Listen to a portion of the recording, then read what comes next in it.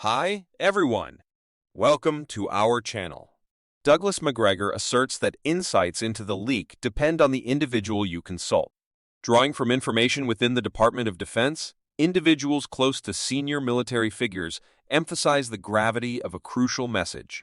They firmly communicate that opting for a confrontation with Russia in Ukraine would constitute a significant error and should be averted. Macgregor attests to their sincerity, noting a departure from the usual candor regarding the capability to engage in combat. He affirms our ability but underscores the critical question, the likelihood of victory.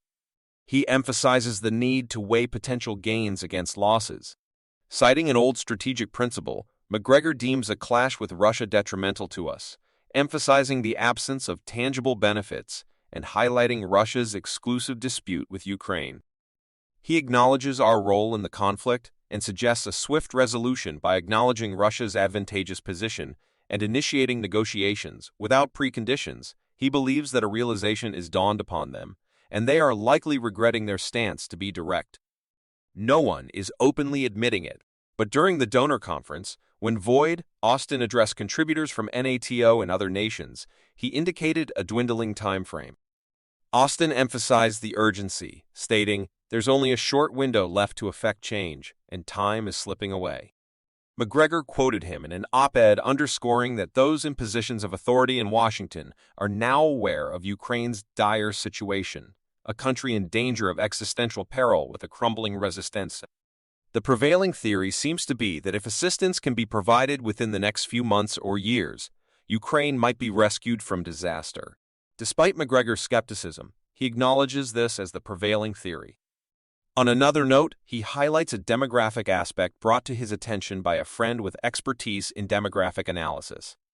At the onset of the war, there were theoretically 37.5 million Ukrainians in the country. However, the current reality differs, with 2 million Ukrainians already working in Great Britain or the European Union. Additionally, 4 million Ukrainian citizens, predominantly Russian speakers, are under Russian control in the southern provinces. Furthermore, over 10 million Ukrainians have fled the country. He points out that around 1 million people have gone to Russia while the remaining have headed west. Or he insists that the West is not being transparent about the severe losses Ukraine has endured. He reiterates his previous statements about the grim toll, with approximately 100,000 dead on the battlefield, including 35,000 missing in action, presumed dead, and nearly 400,000 casualties. Many of these casualties, he notes, are permanently incapacitated for the Ukrainian fight. Regarding an unverified claim made during Delusionary's visit, it's asserted that he mentioned to Secretary Austin and General Miley that 257,000 Ukrainians, including soldiers and civilians, have lost their lives. While this remains unconfirmed, it underscores the gravity of the situation. Presently, Ukraine is said to have a population of roughly 18 to 22 million people under Zelensky's control, comparable to the population of the Netherlands. He emphasizes the challenge of sustaining the war with such a small population. Expressing confidence in the Ukrainians, he acknowledges the formidable nature of the Russian forces, expecting a challenging spring. He anticipates that the war in many ways will not have a clear victor. Both sides may pull back at a certain point, even without a formal agreement. Lowering the intensity, he speculates that Putin may face internal challenges in his own country, making the stakes high. In conclusion, he brings attention to the CIA's track record of providing unreliable information about events in Russia from the very beginning. He evaluates the credibility of their statements, acknowledging their adeptness at deception. However, he dismisses the credibility of the individual named Divine, asserting that he lacks knowledge about Russians, Ukrainians, or the Slavic peoples in Eastern Europe. Regardless of his past role in his assessment, the Russians are currently in a winning position, while Ukraine is in a state of collapse, teetering on the edge of complete breakdown. He predicts that in the coming weeks, the Russians will systematically dismantle the remaining Ukrainian armed forces and potentially target the current regime unless Zelensky and associates swiftly escape to a place like Poland. Despite the Russian advances, he notes their methodical and deliberate approach, emphasizing that they are not executing a blitzkrieg on multiple fronts. Instead, he envisions their strategy as akin to large meat grinders systematically advancing and annihilating everything in their path. In Ukraine, he asserts that at this point there is no incentive for the Russians to negotiate unless the talks are unconditional.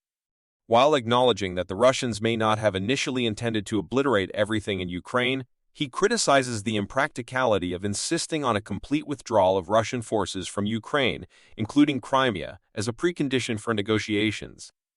Shifting to demographics, he highlights Ukraine's challenges, including significant population loss due to the war and a critically low birth rate, ranking the country with the lowest birth rate in Europe. In his grim outlook, he expresses uncertainty about what will survive of Ukraine in the aftermath of the conflict. He asserts that the individual in question is delusional, emphasizing that Putin has never been stronger and the Russian people have never been more united than they are presently.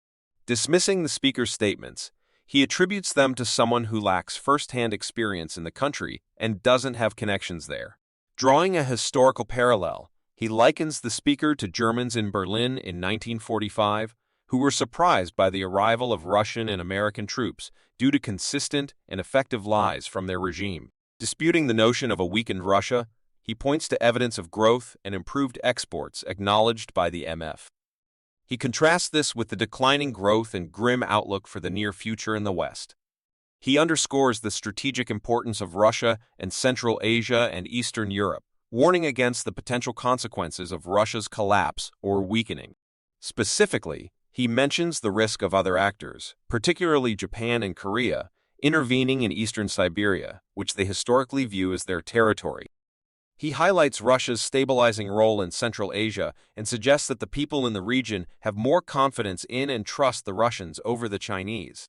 In conclusion, he emphasizes the need to consider the broader geopolitical implications before advocating for the collapse or weakening of Russia. He criticizes the current state of affairs in Washington, D.C., and several European capitals, pointing out that decision-makers lack skin in the game and are willing to engage in the war until Ukraine is obliterated, resulting in significant casualties. He finds it disgraceful that those advocating for war have not personally put themselves at risk. He notes that the individual in question, being a Croat, is aware of Europe's history, particularly the crusade against Bolshevism during World War II. According to him, the speaker understands that Russia is not a communist state and doesn't seek to conquer Europe. He references Alexander Solzhenitsyn's views, highlighting that contemporary Russians desire self-governance in their own country, not imperialistic ambitions. He argues that continuous threats from Western powers to dismantle Russia and destroy its regime are creating an unwarranted narrative that Russians do not desire. He suggests that while some in Germany may support these perspectives, a significant number are likely horrified. Drawing on Germany's historical knowledge, he recalls the cooperation between Berlin and Moscow, leading to peace in Europe, and questions the rationale behind conflicts, like the one between Tsarist Russia and Imperial Germany during the Second World War. He speculates that past German leaders such as Chancellor Kohl or Helmut Schmidt would not support providing equipment to what he describes as a corrupt and oppressive regime in Kiev. He sees the current situation as the potential beginning of the end for NATO, even if not immediately apparent. He analyzes the military presence in Europe, noting that out of the 100,000 troops, only around 40 or 50,000 are likely combat ready. He highlights the shortage of artillery and immediate indirect fire support, emphasizing that the current capability is insufficient for a confrontation, while acknowledging the potential option of bringing in more polished troops. He deems it impractical, as they wouldn't be adequately armed or trained to face the Russians. He describes such a course of action as sheer lunacy.